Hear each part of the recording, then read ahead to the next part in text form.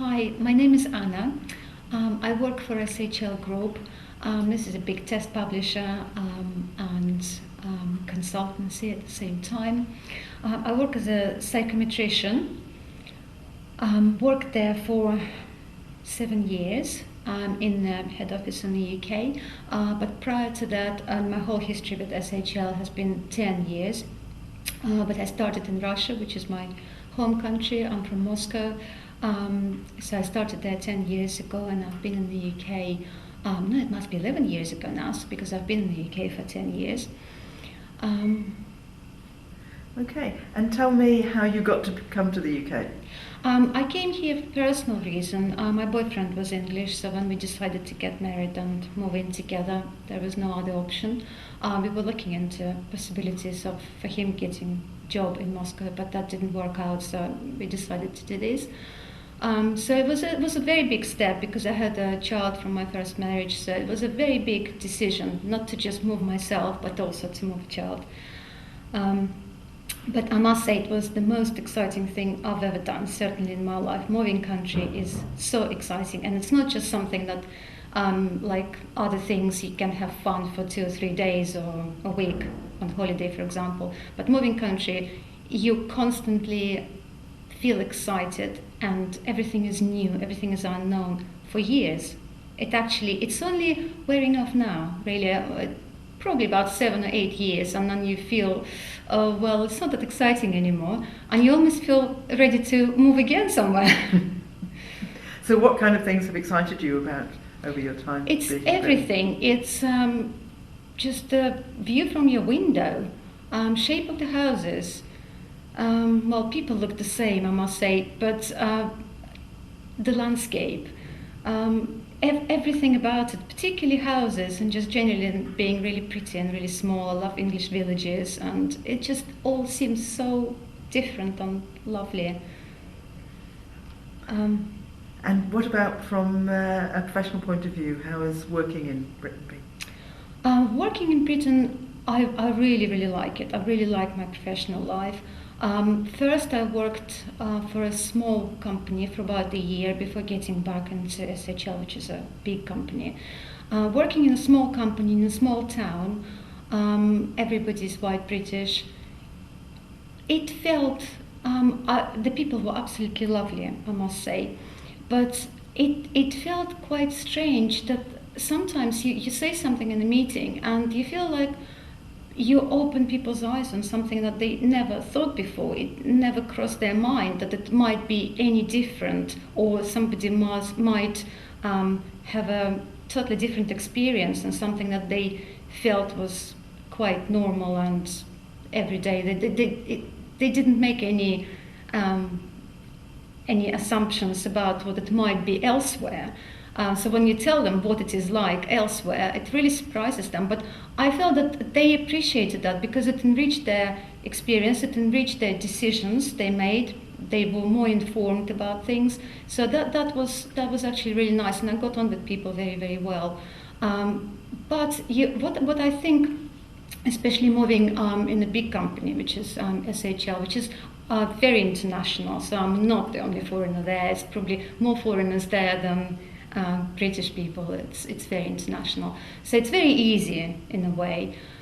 But also, what you must consider if you move a country, you must prepare yourself that you'll probably be never completely accepted as one of us.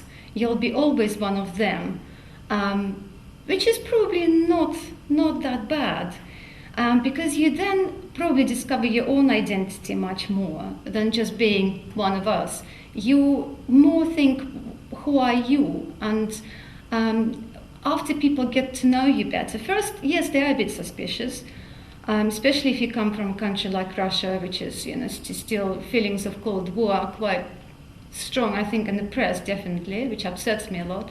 But people then, after a while, when they get to know you, they start taking you for what you are and what you do and what person you are, rather than where you come from, what you look like, how you speak. And that is really nice. That when you reach that level, that is very nice.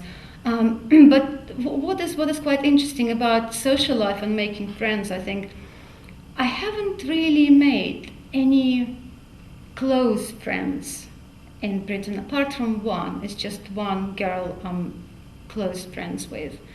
But it's not work either. She just lives locally, and she was a friend of my husband for years because she was connected with his old school friends. So that's something through family. And my family, my husband's family, are really my really good friends. But at work, I get on with people, but I never really made any close friends. So that is also quite interesting, because all my close friends are there in Russia. They live there. So you must be prepared to be quite strong, I think, when you make such big move, and to just appreciate the time you got for yourself, not necessarily learn other people, and learn who you are and how you want to be. And have you noticed any differences or similarities between working in Russia and working in the UK? There are, considering that I've actually been working for the same company, so in that sense, lots of things we do are very, very similar. So it's just maybe how we do them.